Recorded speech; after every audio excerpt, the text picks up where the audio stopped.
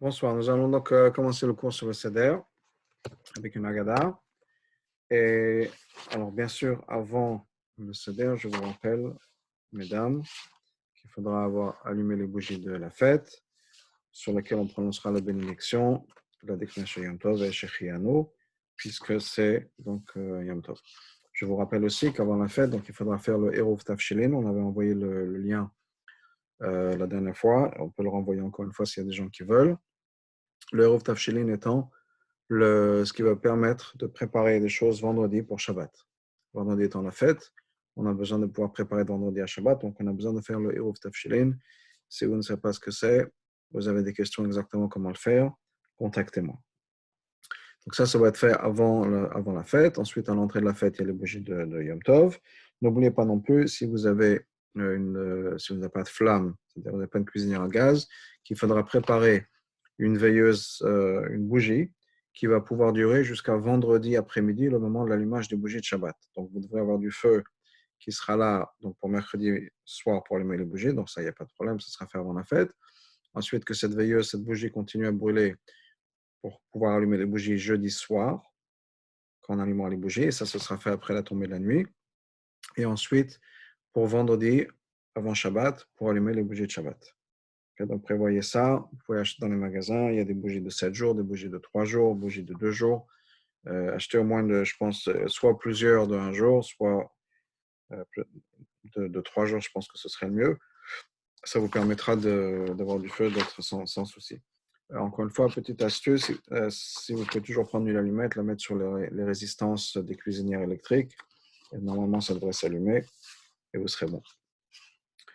Voilà, donc, le soir du Seder, la première chose à faire, c'est de préparer le plateau du Seder. Certains ont la coutume, plutôt chez les Ashkénazes, que chaque homme de la famille, c'est-à-dire les garçons aussi, pas juste le père de famille, ont leur plateau. D'autres ont la coutume d'avoir juste le père de famille qui a le plateau. Donc, il faudra avoir dans le plateau la chose suivante. La première, la base du plateau, c'est les matzot. Donc, il faudra avoir 3 matzot. Et les 3 matzot correspondent, entre autres, aux 3 groupes qui sont dans le peuple juif. Cohen, Lévi et Israël. Donc, la première chose qu'on va faire, c'est qu'on va prendre les 3 matzot. Et la matzah du bas, ce sera la matzah qui est Israël. Ce sera la matzah là-bas. Ensuite, en fonction de ce que vous avez comme plateau du Seder, vous pouvez mettre une petite serviette en papier ou en tissu, ou si vous avez les trucs déjà faits avec déjà des compartiments, vous pouvez faire ça. Donc, la première matzah, donc Israël. Je vous rappelle qu'on parle de matzah. Bien sûr, toute matzah est bien, mais l'idéal pour le Seder, c'est la matzah shmoa faite à la main. Donc, vous avez ces matzahs rondes faites à la main. Donc, la celle d'en bas correspond au Israël, qui est donc les 10 tribus d'Israël. Ensuite, on mettra donc encore une fois une serviette en papier ou quelque chose, une serviette en tissu pour séparer, ou si vous avez les plateaux qui sont déjà séparés.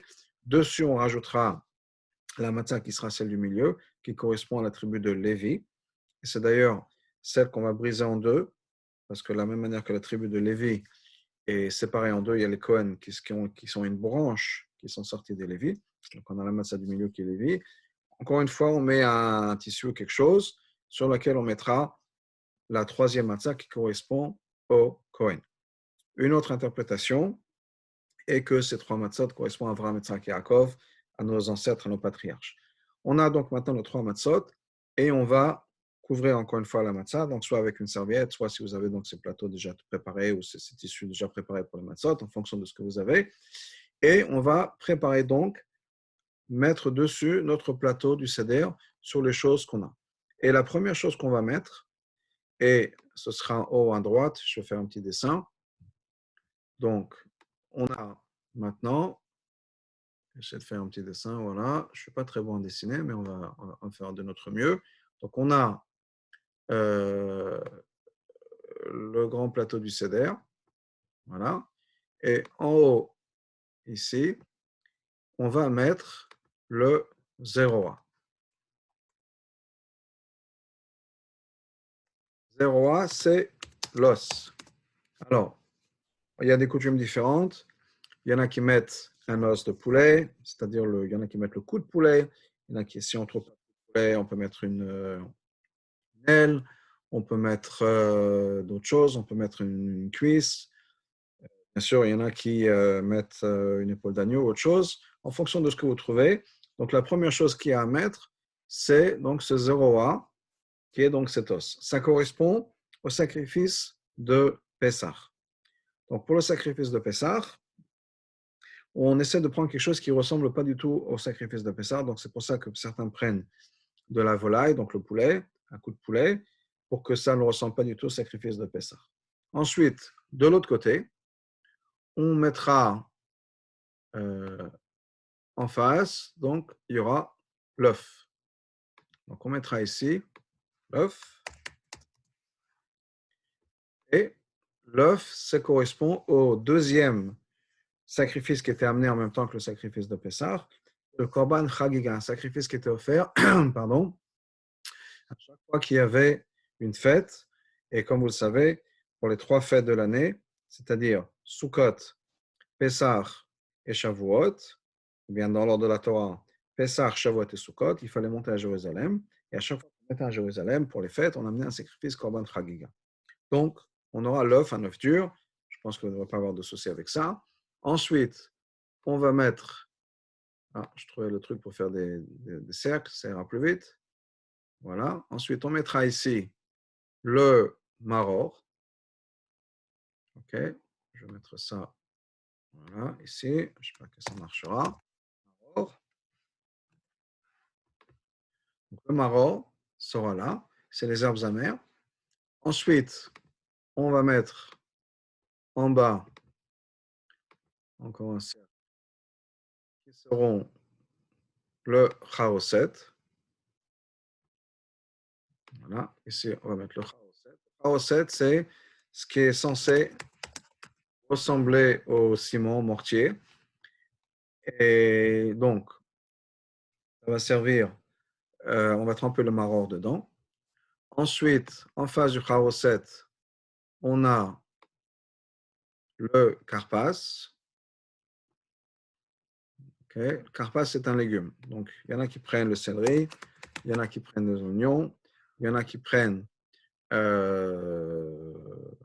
pommes de terre. C'est pas l'essentiel, c'est d'avoir un légume. Et en bas, alors ça va sortir un peu de mon cercle. Et bon, c'est censé être à l'intérieur. En bas, c'est le chazeret.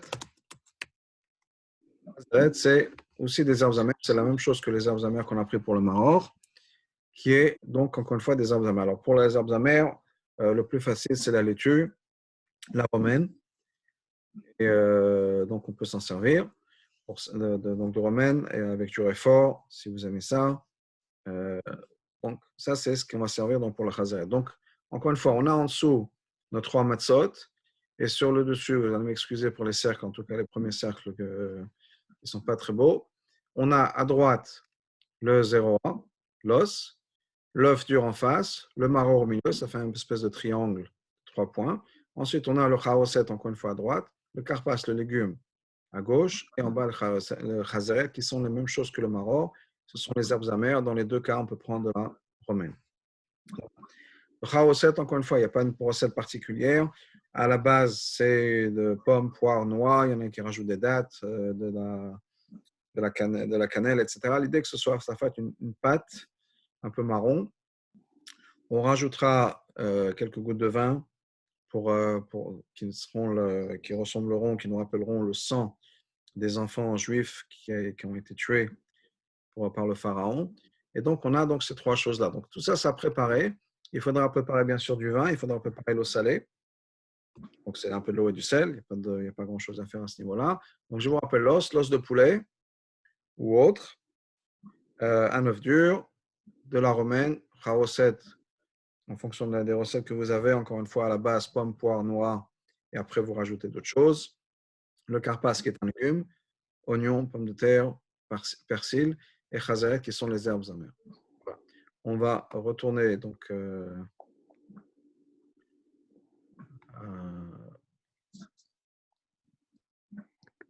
on va retourner donc à notre présentation. Et je trouve voilà. OK. Donc, on est maintenant on a préparé le plateau du seder. Et une fois qu'on a fait ça, donc on est prêt à partir. Donc la même chose, encore une fois, je vous rappelle, on a déjà allumé le bougie Shabbat avant la fête. Maintenant, on a fait la prière de Harvit. Et une fois qu'on a fait la prière de Harvit, on se prépare au seder, on prépare le plateau du seder. Ça, c'est la première chose à faire, préparer le plateau du seder. Une fois que le plateau est prêt, avec tous les ingrédients, je vous conseille aussi de préparer le maror et le chazeret pour tout le monde à table. C'est-à-dire que vous pouvez déjà préparer à l'avance, mais ce n'est pas obligatoire, c'est juste au niveau pratique. Préparez à l'avance déjà la laitue, la romaine, si vous mettez du réfort dedans ou bas. Comme ça, vous savez déjà, dès que c'est prêt, vous avez déjà quoi servir au moment donné. Ensuite, on va commencer donc l'ordre du seder. Et la première chose à faire, c'est Kadesh, qui correspond au Kiddush. Et on va remplir le premier verre de vin sur lequel on va faire le Kiddush. Alors, le Kiddush, bien sûr, c'est le Kiddush des fêtes. Regardez, vous pouvez suivre sur l'Agada. Attention, vous avez des parties en parenthèse ou en fonction du texte que vous avez pour Shabbat. Cette année, Pesach n'est pas Shabbat, en tout cas pas Yom Tov, pas le Seder. Donc, on n'a pas besoin de mentionner les parties de Shabbat dans l'Agada. Vous avez une partie au cas où le Seder se passe samedi soir. Donc, on incorpore une Havdalah. Cette année, ce n'est pas samedi soir, donc il n'y a pas de Havdalah à incorporer. Donc, c'est juste le Kiddush de base des fêtes. Et après le Kiddush, à la fin du Kiddush, les hommes vont faire la bénédiction de Shechianu. Et je dis les hommes parce que les femmes ont déjà fait Shechianu sur les bougies de Shabbat, pas de Shabbat, mais les bougies de la fête. Donc, il n'y a pas d'autres bougies à avoir. C'est juste, il n'y a pas d'autre Shechianu, je veux dire. Ce sera juste sur ça. Et on va boire le vin. Attention, pour les hommes, c'est une obligation de boire le vin accoudé du côté gauche. Mis du côté gauche. Donc, on va se poser du côté gauche. Si vous avez une autre chaise sur laquelle vous pouvez accouder, ou bien tourner un peu la chaise, comme ça, vous avez le dos de la chaise de votre côté gauche. En tout cas, il faut boire ça accoudé du côté gauche, le côté gauche en particulier, parce que c'est là où on a l'œsophage. On ne veut pas que le vin passe par la trachée artère du préserve. On veut que ça rentre dans l'œsophage, donc on se met du côté gauche pour que tout se passe bien. Donc, pour les hommes, c'est une obligation. Pour les femmes, ça dépend des coutumes. Il y en a qui le font, il y en a qui ne le font pas. Donc, c'est à voir. Une fois qu'on a fait ça, donc on a vu le kiddush, on a fini le kiddush, la partie d'après, c'est uchatz. Uchatz, on va se laver les mains. Donc, on se lave les mains comme on fait pour le motzi. Avec une exception et un changement très, très important, il n'y aura pas de bénédiction à faire. On ne fait pas de bénédiction. La bénédiction dont je parle, c'est Al-Netilat Yadayim. Pas de bénédiction Al-Netilat Yadayim. Au cas où, par erreur, quelqu'un aurait fait la bénédiction Al-Netilat Yadayim, il faudrait qu'il passe tout de suite à manger la matzah. Alors, ça devient compliqué. Donc, rappelez-vous bien, on ne fait pas la bénédiction Al-Netilat Yadayim. Le meilleur conseil que je puisse vous donner à travers toute l'histoire de l'Agada, tout le soir du Seder, c'est de bien regarder dans le livre, dans l'Agada, pour les notes qui sont marquées, les indications qui soient faites. Vous avez les instructions générales dans presque toute l'Agada. Faites bien attention à ce qui est marqué. Donc, on va se laver les mains, 3 fois sur la main droite, 3 fois sur la main gauche, comme on ferait pour du pain. Encore une fois, pas de bénédiction. Et on va passer au karpas. Donc, le karpas, c'est donc ce légume qu'on avait mis donc du côté gauche. Il est sur le plateau du seder, en bas à gauche, pommes de terre, oignons, persil ou céleri. Et on va tremper ça dans l'eau salée. Et on va faire la bénédiction qu'on fait sur tous les légumes. Baruch ata Hashem Elokeinu melech haolam, boré peri Adama. Donc Dieu a créé les fruits de la terre et on en mange un tout petit bout. L'essentiel, c'est de ne pas manger ce qu'on appelle un kazaï, de manger moins, je dirais, de 17 grammes, de 15 grammes, parce qu'après, on a donc un problème au niveau de la bénédiction qui est faite après. Qu'on a mangé, donc on mange un petit bout de ce légume et qui ne sera maintenant plus sur le plateau du seder. On enlèvera. La raison pour laquelle on trempe dans l'eau salée, c'est pour nous rappeler les larmes du peuple juif. Et la raison pour laquelle on prend le karpas, c'est pour faire en sorte que les enfants posent des questions en disant qu'on ne comprend pas ce qui se passe. D'habitude, on fait le kiddush, tout va bien. On rentre, on va se laver les mains dans la cuisine, tout va bien. Et tout d'un coup, au lieu de faire le motzi, on prend un légume. C'est quoi cette histoire? Et donc, ça, c'est l'idée du karpas. Karpas aussi, ça représente, c'est les mêmes lettres que le mot Samer Perach, Samer c'est dans la valeur numérique de 60, qui est une référence aux 60 myriades, c'est-à-dire 600 000 juifs qui étaient esclavages, Perach étant le travail forcé. Donc Samer, qui était donc les 60 myriades, qui ont travaillé ces travaux forcés. Donc, on a fait ça, on a fait Uchatz, on a fait Karpatz, on avait déjà fait 3 parties du Seder. Et la partie d'après, c'est Yachatz. Yachatz, on va prendre la matzah du milieu, on va la casser en deux. La plus grande partie, on va la mettre de côté pour la ficomane. Donc, encore une fois, la matzah du milieu, on la prend, on la casse en deux. Comme je l'ai dit tout à l'heure, ça représente la tribu de Lévi qui va être séparée en deux. Ça représente aussi le fait que la matzah, c'est le pain de pauvreté, le pain de l'affliction. Donc, on va se comporter comme des pauvres. Et si on a un peu de pain à manger, on va en mettre une partie pour plus tard. On va garder une partie pour maintenant, une partie pour plus tard. C'est ce que les gens qui ne savent pas ce qui va se passer pour le prochain repas font. Donc, on va se comporter comme ça. Et on va lire l'Agada sur justement cette demi-matzah. Enfin, il y aura 2 matzahs et demi, mais il y aura un bout de matzah qui sera à l'intérieur et dont on va se servir. Donc, ça, c'est Yachatz. La plus grande partie, encore une fois, on la mettra de côté pour la ficomane. L'autre moitié, on la remet à l'intérieur du plateau du Seder. La ficomane, on l'emballe et il y a plusieurs coutumes. Il y en a qui donnent à un enfant de la cacher, il y en a qui la cachent eux-mêmes. Entre autres, il y a une coutume de la casser en 5 morceaux. Quoi qu'il arrive, vous avez vos coutumes, je vous encourage à continuer vos coutumes. Et l'idée, c'est qu'on la met de côté pour ce qu'on appelle plus tard tsafoun. Tsafoun, ça veut dire littéralement caché. Et on va révéler, sortir ce qui a été caché. Donc ça, c'est le yachatz, la partie où on va prendre la ficomane et la casser. Ensuite, c'est le moment où pour beaucoup, on va commencer, on va dire soit etmol, soit bébélou en fonction des coutumes, prendre le plateau et le passer sur la tête ou d'autres coutumes, parce qu'on va maintenant commencer Magid, qui est la récitation de la Haggadah. Magid, ça veut dire parler et raconter, et c'est une obligation le soir de Pessah de parler de la sortie d'Égypte, de raconter à nos enfants, même si on est tout seul, de se raconter, de parler, de s'investir dans la sortie, dans le concept de la sortie d'Égypte. Donc Magid, on prend le plateau, il y en a qui découvrent les matzot, en fonction, encore une fois, il y a plusieurs coutumes, il y a beaucoup de coutumes dans le Seder. On enlève les matzot, on découvre les matzot, ou on lève le plateau en fonction des coutumes, et on dit Helachmania, voici le pain d'affliction, de pauvreté que nos ancêtres avaient mangé en Égypte. Toute personne qui a besoin de venir manger, vient de manger. Toute personne qui a besoin de faire la fête de Pessah vient de manger. Cette année, nous sommes ici. L'année prochaine, nous serons en terre d'Israël. Cette année, nous sommes esclaves. L'année prochaine, nous serons libérés. Et amène à ça que ce Pessah, soit déjà d'ailleurs, on n'a même pas besoin d'attendre le Pessah l'année prochaine, mais que l'année prochaine, si ma chère vient déjà avant Pessah, ben l'année prochaine, on sera déjà en Israël. Donc, il n'y a pas de problème à ce niveau-là. Ensuite, on dépose le plateau, on recouvre les matzot, encore une fois en fonction des coutumes, et on sert le deuxième verre. On va verser le deuxième verre des 4 du Seder. Alors, j'aimerais rappeler qu'on est tous obligés, hommes, femmes, et c'est bien de faire en sorte que les enfants fassent attention, de boire 4 verres de vin le soir de Pessah, le soir du Seder. Okay?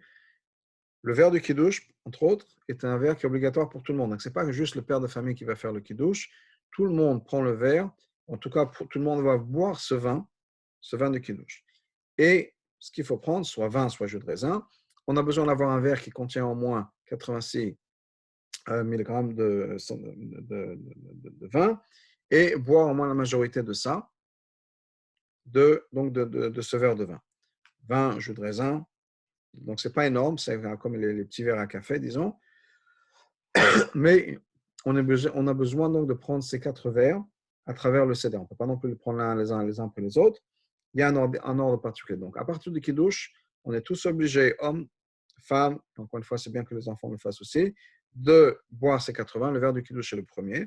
Et maintenant, on va verser le deuxième verre qu'on ne va pas boire tout de suite et on va réciter le reste du Magid avec ce verre-là qui est préparé. Et entre autres, donc, on commence avec le Manishtana, qui est donc les questions que les enfants vont poser.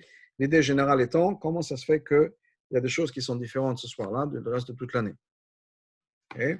Pour passer les questions, ce soir, on va tremper 2 fois, c'est-à-dire qu'on a déjà trempé une fois les légumes dans l'eau salée et on va tremper ensuite le maror dans le charoset. Toute l'année, on ne trempe jamais, quoi que ce soit, en tout cas, ce n'est pas obligé. Ensuite, toute l'année, on mange soit de la matzah, soit du chametz. Le soir de Pessah, il n'y a que de la matzah. Toute l'année, on mange toutes sortes de légumes. Le soir de Pessah, il n'y a que les arbres de la mer. Et toute l'année, on est soit assis, soit allongé. Le soir de Pessah, on est tous allongés. Donc ça, c'est les questions qu'on va poser le soir du Seder. Et il y a une explication du Rabbi Rachab, du 5e Rabbi Lubavitch, entre autres, qui nous dit que le Manishtana, c'est une question, on dit que pourquoi est-ce que cette nuit est différente de toutes les nuits? On parle de l'exil. La nuit, c'est une référence, c'est une métaphore pour l'exil. Et on dit pourquoi est-ce que cet exil est différent de tous les autres exils. Les autres exils étant l'exil qu'on a eu en Égypte, l'exil qu'on a eu après la destruction du premier temple, qui n'a duré que 70 ans. Et là, on a un exil qui dure depuis 2000 ans, avec beaucoup plus de souffrances, etc., que ce qu'on a connu dans le passé, avec les souffrances que, bien sûr, de la Shoah, des croisades, etc., et bien sûr, entre autres, ce qu'on est en train de vivre. Mais donc, l'idée, c'est que pourquoi est-ce que cet exil est tellement différent, tellement plus dur? Et l'idée générale, c'est que le résultat final sera encore plus grand, plus grandiose que toutes les libérations qu'on a connues jusqu'à maintenant. Bien sûr, une libération qui sera maintenant éternelle avec la venue du Mashiach. Donc ça, c'est les questions qu'on a posées. Ensuite, on va commencer les réponses. La réponse commence avec l'idée de Avadi Maïnou le Pharaon de Mitzrayim. On est esclave à part en Égypte. Et l'idée générale de tout ce qu'on va raconter, c'est qu'un processus de sortie d'Égypte, c'est commencer, c'est déclenché au moment de la sortie d'Égypte et que c'est quelque chose qui continue jusqu'à aujourd'hui. Donc, les choses ne sont pas encore parfaites, on a encore des problèmes, donc Mashiach n'est pas là, ce qui fait qu'on est encore assez en confinement et dans des situations qui ne sont pas toujours plaisantes, agréables. On a le fait qu'on a besoin d'inviter, même si cette année sera compliquée, mais on a besoin d'inviter, en tout cas de s'inquiéter des pauvres. Cette année, il faudra vraiment faire ça à l'avance. On ne peut pas juste trouver des gens à la synagogue. Il faudra vraiment faire en sorte que les gens à l'avance aient de quoi célébrer la fête de Pessah. On appelle Maotrité, mais cette année, c'est encore plus critique que chaque année, puisqu'il n'y a pas de gens qu'on peut inviter chez nous à la maison. Donc, on est obligé de s'assurer qu'ils ont tout déjà à l'avance. En tout cas, le fait que cet enfant demande pourquoi est-ce qu'il y a des pauvres, pourquoi est-ce qu'on est encore dans la misère, pourquoi est-ce qu'il y a des difficultés, de la souffrance, si on est sorti d'Égypte et que tout s'était pas bien passé, que c'était un miracle, pourquoi est-ce qu'on a besoin de faire ces expériences, d'avoir les expériences qu'on a? Et donc, l'idée, c'est qu'il y a un processus qui s'est mis en place et on attend la venue du Mashiach. Pas juste attendre, on est impliqué dans ça. Donc, on va réciter l'Agada. Je vous laisserai lire l'Agada, on ne va pas faire ça tout ensemble. Donc, il y a toutes les histoires de l'Agada qu'il faut raconter. Ça peut être fait en hébreu, ça peut être fait en anglais, ça peut être fait en phonétique, ça peut être fait en français, comme vous voulez. Encore une fois, il y a le paragraphe Veishamda, dans lequel l'Arizal nous dit qu'on prend le verre de vin pour ce paragraphe. Donc, faites attention au paragraphe Veishamda. On a j'ai sauté l'histoire des 4 fils, qui est importante. On a eu un cours sur ça par rapport à l'éducation. Je vous invite à l'écouter. On parlait de la différence du fait que la Torah reconnaît que l'éducation est quelque chose qui doit être customized, comme on dit, qui doit être adapté à chaque personne. Ensuite, on continue la Gada jusqu'au moment où on dit Dam va'esh v'timo atashan, qui est juste avant les 10 plaies. Donc, vous regarderez dans vos textes. Dam va'esh v'timo atashan, on dit qu'au moment des 10 plaies, il y a eu du sang, du feu et de la fumée. Et à ce moment-là, on va prendre notre verre de vin, on va prendre dans un bol quelconque. Après la Kabbalah, on prend un bol qui est cassé, qui est fêlé ou un truc comme ça où il manque un petit bout, et on va verser un petit peu de vin de ce verre dans ce bol fêlé s'il est, et le Harizal nous explique que ça correspond, le verre, c'est le kos en hébreu, c'est la tribu de royauté de Dieu, qui reçoit de la révélation de Dieu, c'est comme un verre qui reçoit cette révélation. Le rouge, le vin rouge, c'est la colère de Dieu, et qu'on déverse sur ce verre, sur ce bol fêlé, brisé, qui représente les forces d'impureté qui sont cassées, tout ça représente tout ce qui n'est pas guéri, tout ce qui n'est pas complet. Et donc Dieu va déverser sa colère sur toutes les forces du mal. Ensuite, on va continuer avec les 10 plaies, on fera la même chose. Donc pour les 10 plaies, on va prendre le verre de vin, et encore une fois, on verse quelques gouttes, pas besoin de tout vider son vin. Ensuite, Rabbi Yehuda donne des signes un signe mnémotechnique pour se rappeler des diplés, des Tzach Hadash Bacham. Et là aussi, encore une fois, on va prendre le verbe et verser, pour chaque mot, il y en a 3, un petit vin de 20. Donc en tout, on aura fait ça 3 fois, puis 10, puis 3, donc ça fait 16. On aura versé un petit peu de vin. Le vin qui reste dans notre verre, puisqu'on s'est débarrassé de la colère de Dieu, il ne reste plus que la joie. Donc on veut remplir ce verre de vin. Donc c'est important de laisser quand même quelque chose, un fond, au moins un fond dans le verre, donc de ne pas tout verser à chaque fois. On ait au moins un fond de vin, plus, et de le remplir, de même de faire déborder un petit peu, parce que ça va représenter maintenant la colère de Dieu qui s'est vidée, il ne reste que la joie, et on veut faire en sorte que la joie soit abondante. Donc c'est ce qu'on va faire. On continue la Haggadah avec Rabbi Yossi Aglili, Rabbi Eliezer, Rabbi Akiva, qui chacun essaie de multiplier les plaies. Alors, il y a 2 raisons pour lesquelles ils veulent multiplier les plaies. La première, qui est une raison, enfin, comme chaque chose dans la Haggadah, il y a beaucoup de raisons. La Haggadah, c'est le livre juif où il y a plus de commentaires. Mais juste 2 raisons. La première, c'est que le Sages nous disent, c'est basé sur un verset, que toutes les plaies avec lesquelles Dieu a frappé l'Égypte, a puni l'Égypte, ne seront jamais quelque chose que nous allons subir. Donc, on a un intérêt à multiplier les plaies, parce que plus il y a de choses qui sont passées en Égypte, plus nous, on est protégés. Ça, c'est une chose. Mais il y a une deuxième idée, qui est que le monde n'est pas juste ce qu'on voit, mais c'est la manière dont le monde est fabriqué. Chaque chose est composée de 4 éléments. Le feu, la terre, l'eau et l'air. Donc, la première opinion, qui est l'opinion de Rabbi Yossi Aglili, nous dit que les 10 plaies, c'était 10 plaies. Maintenant, les 10 plaies, c'était en Égypte. Et en Égypte, on a une référence au doigt de Dieu. Les sages égyptiens, les magiciens égyptiens avaient dit au pharaon, on est puni par le doigt de Dieu. Donc le doigt de Dieu a produit 10 plaies. Au moment de la traversée de la mer Rouge, on parle de la main de Dieu. Donc les sages disent que si on parle de main, qu'on est passé de doigt à main, c'est qu'on est maintenant à 5 fois plus de miracles. Donc si un doigt, on a fait 10, une main, on a fait 50. Donc il y avait 50 plaies, 50 miracles au moment de la traversée de la mer Rouge. Rabbi Eliezer nous dit c'est vrai, mais n'oublions pas que chaque chose est faite de 4 éléments. Donc en Égypte, ce n'était pas juste 10 plaies, mais c'était 40 plaies, puisque les plaies, c'était pour purifier l'Égypte. Et donc ça purifie l'Égypte pas juste à la surface, mais à même l'essence même de l'Égypte, c'est-à-dire ces 4 éléments, le feu, la terre, l'air et l'eau qui composaient l'Égypte, eux-mêmes étaient corrompus, donc eux-mêmes on a eu besoin de les nettoyer, de les purifier. Donc en Égypte, c'est en fait 40 plaies, c'est-à-dire chacune de ces plaies est à 4 niveaux. Et sur la mer, si on a eu 5 fois plus, c'est-à-dire que c'était en fait 200 plaies sur la mer. Bien Rabbi Akiva. Rabbi Akiva était quelqu'un qui vient d'une famille de convertis, et il a dit les choses sont encore plus profondes que ça. C'est non seulement la fabrique des choses qui sont faites, c'est l'essence, le 5e élément en Égypte qui était corrompu, et c'est le 5e élément qui a eu besoin d'être purifié. Donc en Égypte, ce n'était pas juste 4 éléments qui ont été purifiés, l'air, le feu, la terre et l'eau, mais c'était l'élément, le 5e élément, qui est la source même de ces 4 éléments. Ça même était corrompu et ça même a eu besoin d'être purifié. Donc en fait, en Égypte, ce n'était pas 40 ni 10, mais c'était 50 plaies, et sur la traversée de la mer Rouge, 250 plaies. Voilà. Ensuite, on a le Dayeno. Ensuite, Alachat, on répète tous les Dayen, tous les miracles qu'on a fait. Un point important et intéressant, c'est que certaines choses dans le Dayenu, on a besoin de commentaires pour savoir quel exactement est le bénéfice de ces choses. Je vous donne un exemple. Un des Dayenu qu'on va dire, c'est que si Dieu nous avait amené devant le mont Sinaï, ne nous avait pas donné la Torah, ça aurait été suffisant. Alors bien sûr, les commentaires se disent, mais quel intérêt d'arriver devant le mont Sinaï pour ne pas recevoir la Torah? Il n'y a rien qui se passe, aucun intérêt. Et on a besoin de commentaires qui vont nous expliquer ce qui nous explique. Une des explications que j'ai vues récemment, que j'ai bien aimé, c'est que ce message-là, c'est qu'on a besoin d'être présent là où on est maintenant. Pas juste de vivre pour l'étape d'après.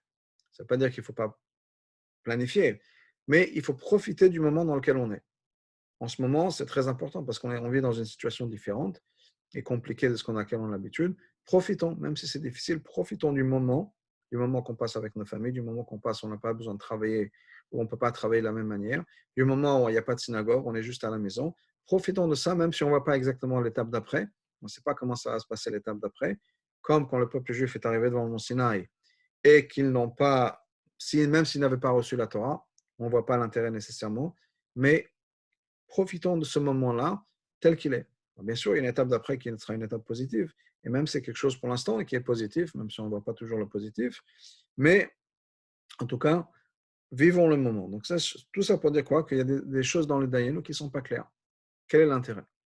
Et je pense qu'on vit un moment comme ça où on ne voit pas toujours l'intérêt, mais ça n'enlève rien au fait que c'est quelque chose d'important.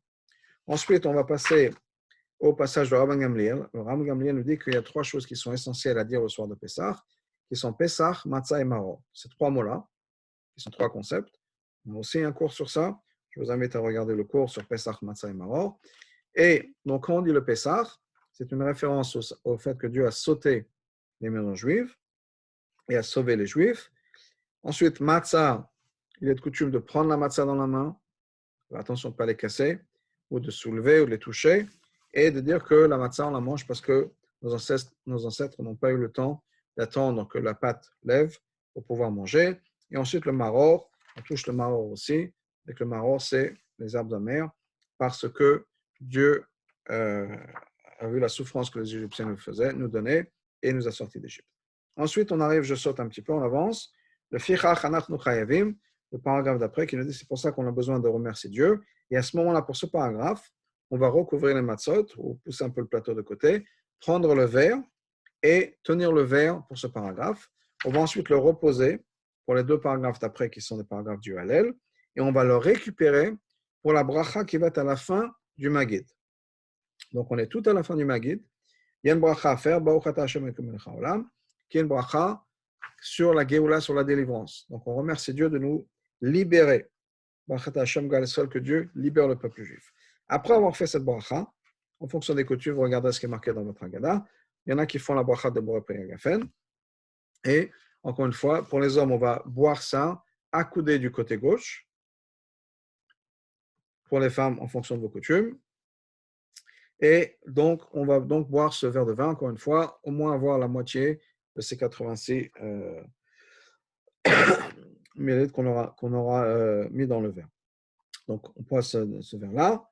Et on va passer maintenant au motzi, la partie où on mange, on peut dire, du repas. Alors, motzi, il y a motzi et matzah. C'est-à-dire qu'il y a deux choses qui vont se passer maintenant. Avant motzi et matzah, il y a rachza. Rachza, c'est le moment où on va faire netilat yadayim, donc 3 fois sur la main droite, 3 fois sur la main gauche. Et cette fois-ci, on fait la bénédiction dans netilat yadayim. Ensuite, on revient à table. Et ceux qui ont un plateau vont prendre les 3 matzot. Donc, en fait, c'est une matzah en haut, une matzah en bas, il y a une demi-matzah au milieu. On va prendre les 3 matzot à la fois, on va les tenir à la main. On n'a pas besoin de les faire sortir du plateau, on peut les garder ensemble dans le plateau. Et on va faire la bracha de Amotzi Lechem Min Haaretz, comme on fait sur le pain normal. Et on a 2 matzot entières, puisque pour Shabbat ou Yom Tov, c'est un jour de fête Pessah, on a besoin d'avoir au moins 2 chalot. Donc là, on a 2 matzot. Ensuite, on va faire une bracha qui est spéciale pour le soir du Seder, qui est sur la matzah. Comme on l'avait dit précédemment, le soir du Seder, c'est une mitzvah de manger de la matzah. Et on est obligé de manger au moins un tiers de ces matzot shmoat, de ces matzot rondes. Il faut avoir mangé au moins un tiers de cette matzah-là. D'un coup. Pas juste un petit peu maintenant, on reprend un petit peu une demi-heure après, un petit peu avec le poisson. On peut en prendre plus après.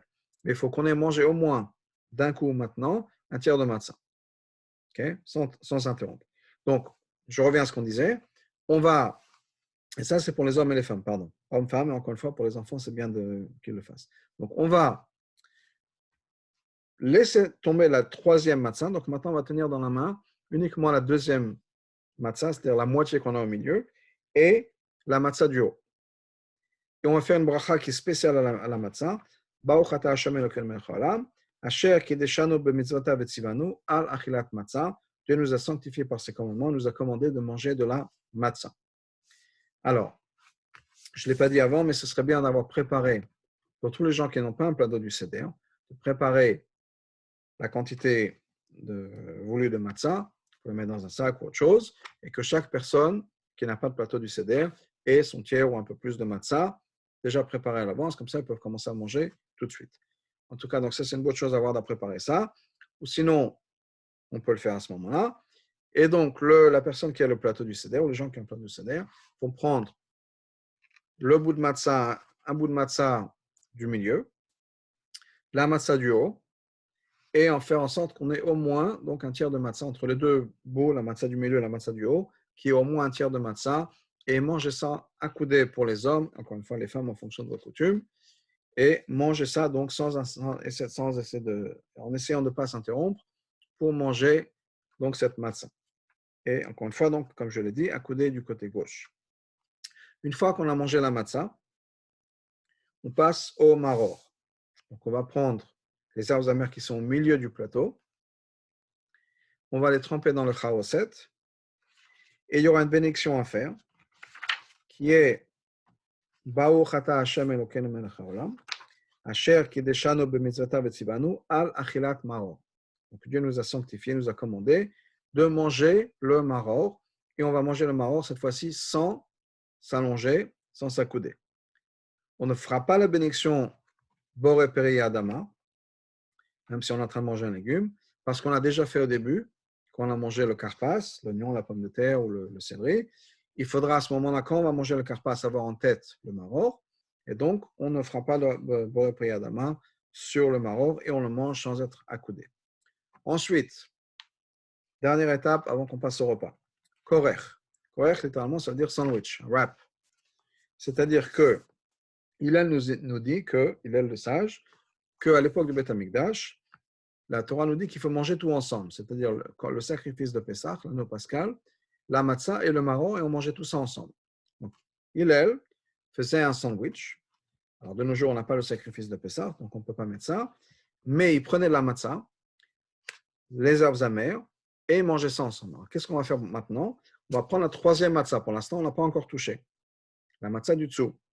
La troisième matzah, on va prendre, si possible, un tiers de cette matzah, en personne. Vous la cassez en deux ou plus. Et au milieu, on va mettre le deuxième maror qui nous reste, qui est le chazeret, qui est le point du bas. Et on va tremper donc cette chazeret dans le maror encore une fois, dans le charoset. Et on va faire ce sandwich.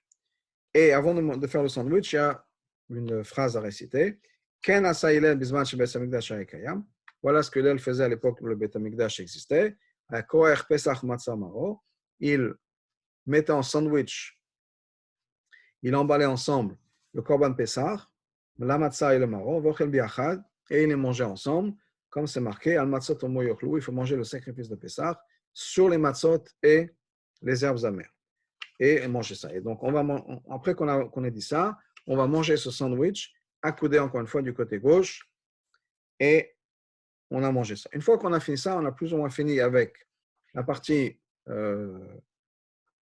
cérémonielle, si on peut dire, du seder, jusqu'au repas. Et on commence donc Shulchan Aruch, qui est le repas.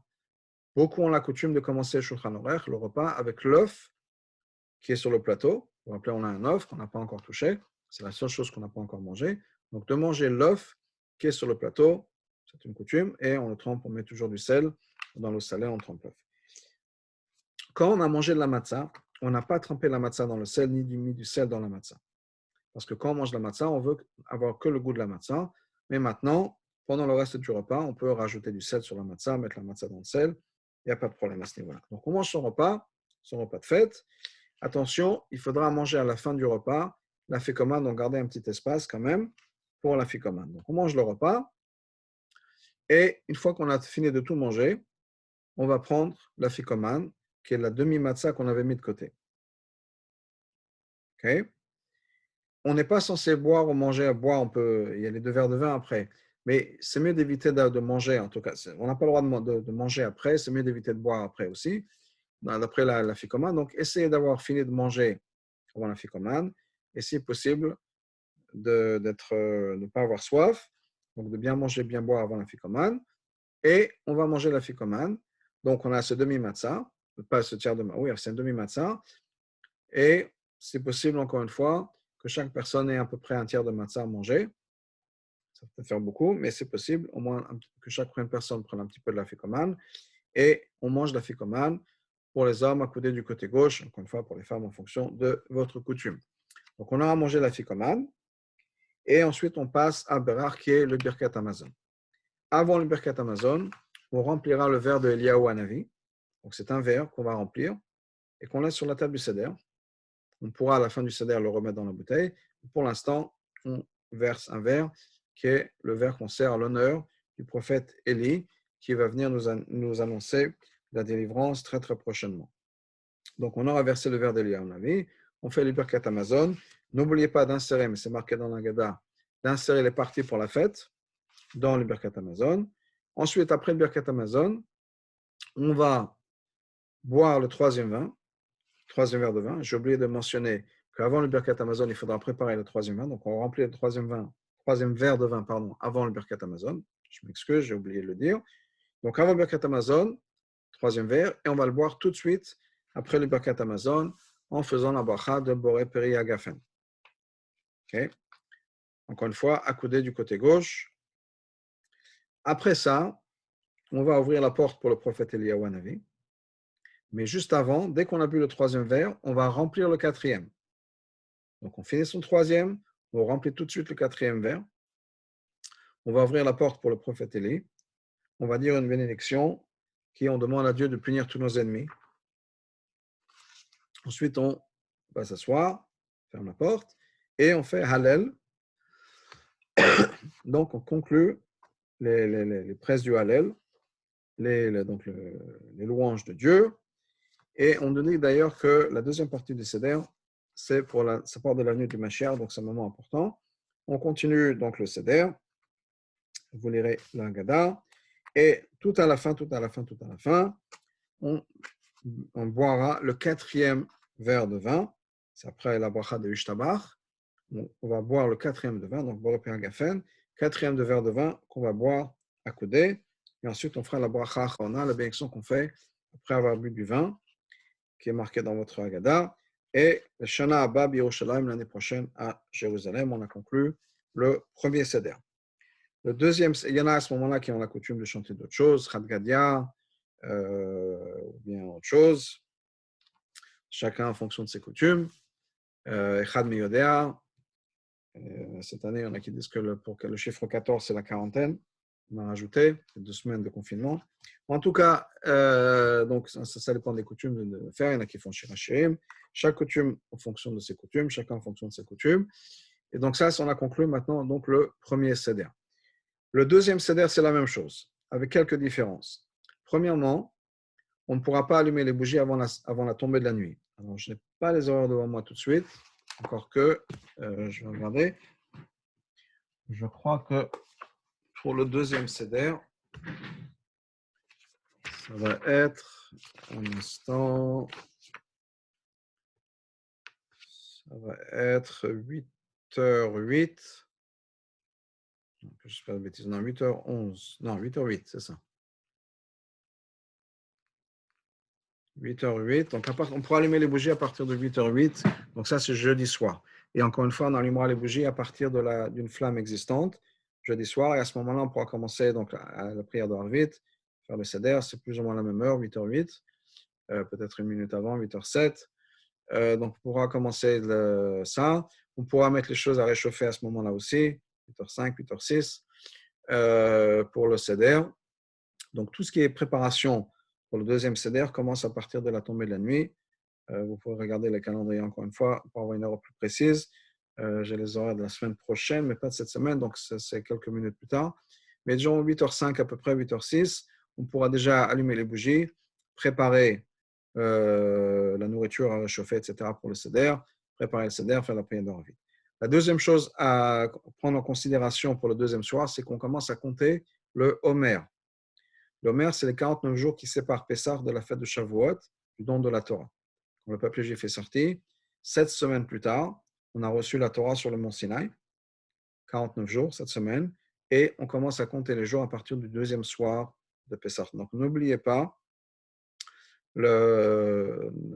ça par rapport à donc, le compte du Homer. Vous ne serez pas à la synagogue pour vous rappeler. Et vendredi soir, n'oublions pas donc l'allumage des bougies de Shabbat, encore une fois à partir d'une flamme existante. Et ce sera un Shabbat normal, bien sûr, c'est la fête de Pessah, mais c'est plus Yom Tov. Donc, allumer les bougies de Shabbat. C'est les bénédictions des bougies de Shabbat. Ce n'est pas la bénédiction des bougies pour les fêtes. Ce sera juste pour Shabbat. Et il faudra encore une fois que tout soit prêt sur les platas, etc., avant l'entrée de Shabbat, comme un Shabbat normal.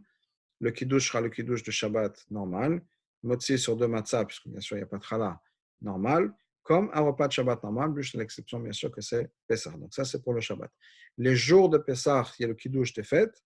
Encore une fois, Motzi avec 2 matzot, alors qui serait à la place donc des 2 chalot qu'on prendrait pour un Shabbat ou un Yom Tov normal. Je vous rappelle encore une fois le Rav Tafshilin la veille. Et n'oubliez pas non plus aussi que le premier jour de Pessah, à partir de Moussaf, on commence à passer à ce qu'on appelle l'été. Donc tout ce qui est marqué dans la prière, hiver ou été, ça commence à partir du Moussaf, du premier jour de Pessah. Donc on est tous à la maison. On va faire Moussaf à la maison. Et on va faire la prière à la maison tout seul. Donc n'oubliez pas qu'à partir de cette prière-là, on passera à tout ce qui est marqué été dans le Siddur. Mori Datal en particulier pendant Yom Tov et pendant Shabbat. Et, important, Motsae Shabbat, à la sortie de Shabbat, qui est le premier jour de Chol HaMoed, à la sortie de Shabbat, dans la Amida, il faudra se rappeler de 4 choses. Premièrement, on dira Mori Datal, puisqu'on est passé à l'été. Ensuite, c'est Atachol Antanu, comme tous les samedis soirs, qui est l'Avdala qu'on dit à l'intérieur de Shemone Esrei. Ensuite, on passera de l'hiver à l'été dans la bénédiction sur les années. Donc, au lieu de dire Veten Talu Matar Livracha, on dira Veten Bracha. Et on n'oubliera pas Yale Viyavo pour Pessah. D'ailleurs, pendant Shabbat et les jours de fête dans les Birkat Amazon, il faudra bien sûr dire aussi Yale Viyavo pour Pessah. Voilà, ça conclut ma présentation. S'il y a des questions, c'est le moment.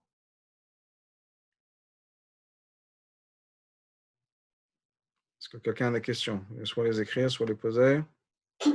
Non, pas de questions. Je suis désolée de vous avoir rejoint si tard. Par contre, je réécouterai le cours en entier. Ok.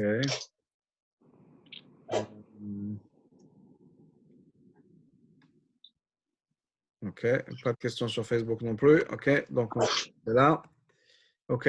Ben, faites à tous, à toutes. Si vous avez des questions, n'hésitez pas. Et qu'on puisse célébrer très rapidement la libération de toute cette angoisse, tout ce qu'on est en train de vivre. C'est comme l'exemple d'un accouchement, c'est douloureux, mais qu'on soit vite de l'autre côté pour des bonnes choses. Voilà. Allez, amen. Chag Sameach, monsieur le rabbin. Merci beaucoup. Sameach. Au revoir.